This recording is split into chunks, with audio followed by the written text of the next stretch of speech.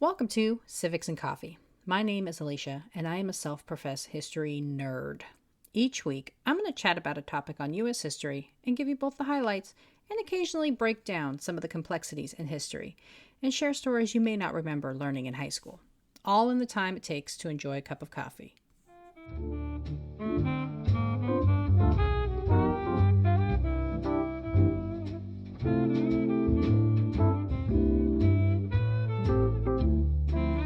Hey peeps, welcome back. This is a super special episode. The very first show of Civics and Coffee was released 1 year ago tomorrow. What I thought was going to be a short-term COVID project has turned into so much more. I have made tremendous friends. Yes, all of you interwebs people out there, I consider you friends. And I've had a chance to rededicate myself to something I am so passionate about, chatting about history. Since launching a year ago, I have released 61 episodes. I think I went a little crazy on all those bonus episodes. Oops! I've had the honor and privilege of guest spotting on some amazing pods, such as Armchair Historians, the Presidencies of the United States podcast, and the Self-Help Bookshelf. And, of course, let's not forget the epic music and history crossover with the hilarious Two Songs, One Couple. I also got to geek out a bit and participate on a panel with other fabulous history storytellers, thanks to the DC-based A Tour of Her Own, whom I cannot wait to book when I get back to DC. I got to publish a few articles with the magazine Inside History and the fabulous blog The Herstory Club, and interview presidential historian Dr. Javinsky, who was so wonderful and gracious with her time. I also fell in love with this whole thing, and it's all because of each and every one of you. Each listen, share, review, and comment truly makes my day, and so I want to say thank you. So much. A while back, I asked you all to help me celebrate this special milestone by asking questions for me to answer on the show. So that is exactly what this episode is all about. I hope you enjoy it. Grab your cup of coffee, peeps. Let's do this. As you know, this is a solo operation, so while I don't have anyone in the podcast studio with me to ask the questions, so to speak, I figured I will share who asked what and then give my answer. So let's dive in. Kristen from the podcast Broadly Underestimated, who I feel is one of the many history soul sisters I've made over this last year, asked some really great questions. First was, why did I start the podcast? This was also asked by Kaylin, otherwise known as the active historian over on the Instagrams. So for me, I have always had a love of history, and I think I was born to be a teacher. In my non-podcast life, I have a lot of experience with training and education, and I've been told I have a knack for explaining super complicated topics in an easy-to-understand manner. However, what inspired me to start this podcast was actually kind of a weird fluke. Over the summer during COVID, I was having a conversation with a friend, and we got to talking about current affairs and the big scary word politics. As we were chatting, I of course brought up the historic implications of the topic at hand, and he made a comment about how he wasn't really a fan of history. And it got me thinking. So much of what we see and experience today is directly tied to our history. And while professional historians will cringe at the saying that those who fail to learn from history are bound to repeat it, I think there is at least some validity to that point.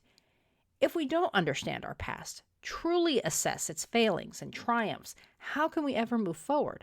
How can we learn and develop and grow? We are not a perfect union. You would be hard-pressed to find a country who is without flaws. But the beauty of the human experience is the ability to learn and to make change. And so, after sitting and pondering the conversation I had with my friend for a while, I began to think, how can I make a difference? How can I change the opinion of my friend and make him and so many others realize that history is actually amazing and fascinating and filled to the brim with really cool facts and individuals? Originally, I was going to do super short daily episodes, primarily focused on civics, but having a full-time job and hoping COVID would only be temporary, I figured it might be a bit much to try to do something daily. But I did know that I wanted to keep my episodes short because I wanted to grab those who only had a few minutes to spare. And as I was drinking some coffee and writing ideas in a journal, I thought, what about history and the time it takes to enjoy a cup of coffee? And so Civics and Coffee was born. Also, super special shout out to my friend Kelly who helped me come up with the name. Kristen also asked, what historical events or people sparked my love of history? And while he wasn't a member of history as we know and study it, I blame my 8th grade history teacher, Mr. Lamb, for instilling the first inklings of curiosity about history.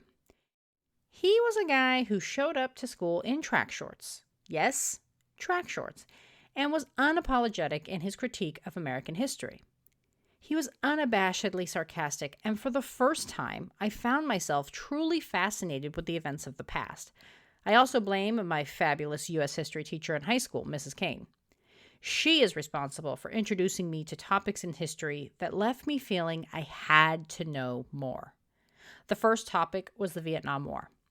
She brought in a veteran, a man who was an airplane mechanic, who spoke about his time and country.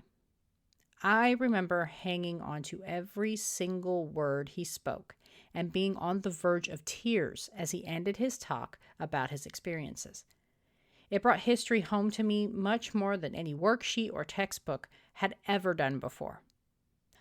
I also blame her for teaching me about the labor movement, where I fell utterly in love with the subject. It was my junior year in high school where I learned about the Triangle Shirtwaist Fire for the first time, and though it is tragic, it remains my most favorite piece of history. If you've heard my guest spot on Armchair Historians, you know the story and why it resonates with me so well. But to recap, I find the fire to be provocative, moving, and oddly inspirational.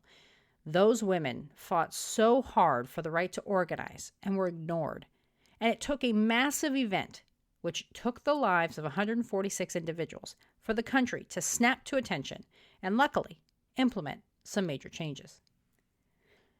And speaking of armchair historians, Anne-Marie asked a good question about how I choose my topics. I am such a history squirrel, and I mean this in the most loving way possible, in that I jump from story to story and become infinitely fascinated in something until I see a reference about some other story I feel I need to explore even more. And so when I sat down to do this show, I knew I wanted to approach it in a linear fashion. Part of this was because I am such a super fan of 20th century U.S. history that I knew if I was left to my own devices, I would never cover our founding. So having this path ensured I covered great topics in history. And honestly, I'm so glad I did. I have discovered such amazing historians. Dr. Freeman, Dr. Travinsky, and Dr. Kovart, just to name a few. And great stories. So having said all of that, I try to pick a little bit of what I consider to be the, quote, known topics in history, and then I try to search for something that's a little lesser known. For example, everyone knows Alexander Hamilton and Aaron Burr met for a duel, but not many people know that they were co-counsel in a murder case. Or that Washington not only held people in bondage, but that he was committed to tracking someone who ran away to the point where he skirted, if not violated, federal law. Millennial Emma from Instagram and Twitter asked who I would have dinner with from who I've covered on the podcast. This one is really, really hard. I have grown attached to so many of the people covered. Shirley Chisholm and Ruth Bader Ginsburg, Rear Admiral Grace Cooper, and Phyllis Wheatley. And while it was very close, I'm gonna have to go with Frida Kahlo. I fell in love with Kahlo at a young age while in art class. She was such a fantastic artist and dealt with such pain. And I would love to pick her brain and get her take not only on her legacy, but also of the state of the world in general. I feel like she'd be trying to organize marches and protests and tempting to cultivate a revolution. Millennial Emma also asked, what is something about me that people might be surprised to learn? I am obsessed with sharks and have a dream of one day swimming with great whites. I blame the movie Jaws, which I saw as a kid, for the obsession. And before Discovery made Shark Week this weird commercial gimmick, I would watch it nonstop to learn as much as I possibly could about them. If I was any good at science, I may have turned into a marine biologist. The last question I have from Millennial Emma is, if I had unlimited time and money to write a book, which event or person would I write about? I think the obvious answer is the Triangle Shirtwaist Fire, but since I've published an article on that, I will dig a little deeper and say I think I'd love to write about women entrepreneurs throughout history and their overall impacts to their local economies. As women struggle to be represented in the boardroom, I think it's important to highlight how often and how many examples of she-bosses we've had throughout our history. Or a study of the passing of Prohibition and how it impacted the rise of the Italian-American mafia. See, this is where the squirrel brain kicks in. So I'm going to stick with my original answer, women entrepreneurs. My friends Peter and Sam from the podcast Two Songs, One Couple asked how much time does it take for me to research a topic. And I would say this really will depend upon how familiar I am with the story to begin with. For example, working up my episode on Frida Kahlo did not take me as long as my episode on, say, the World's Fairs. But as I try to read at least a book or two on any topic I cover, I'd say it probably takes me about 10 to 15 hours of research on average. I'm a slow reader, so if I'm tackling a especially large book, it's going to take me that much longer.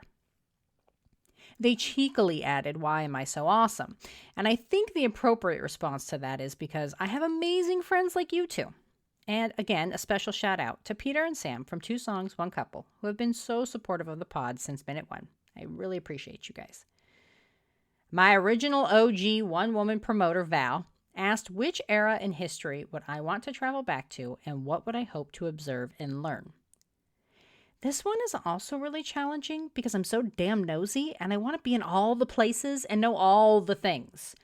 The rise of consumer culture in the 50s fascinates me, as does the presidency of FDR and JFK. If I had to choose, I'd say the 50s here in America.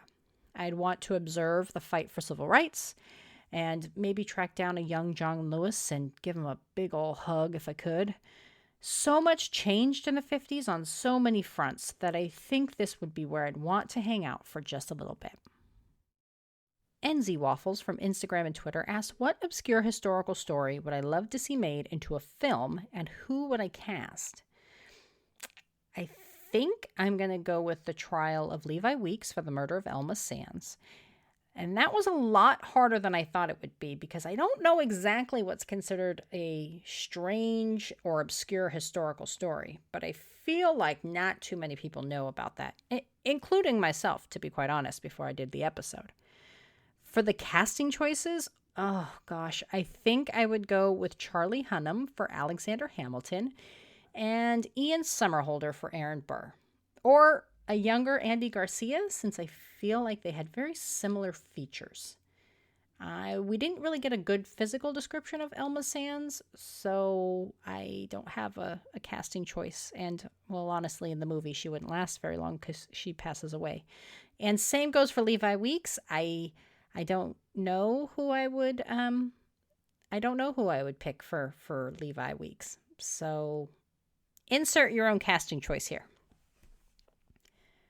Another Instagram follower, Ninja Bacon, asked, what is something I've learned over the last year that has really impacted me? I would have to go with my bonus episode I did on women in tech. That really had a more profound impact on me than I originally thought. To learn about so many women and their roles and influence in the development of the technology that we use today was both exhilarating and infuriating all at the same time.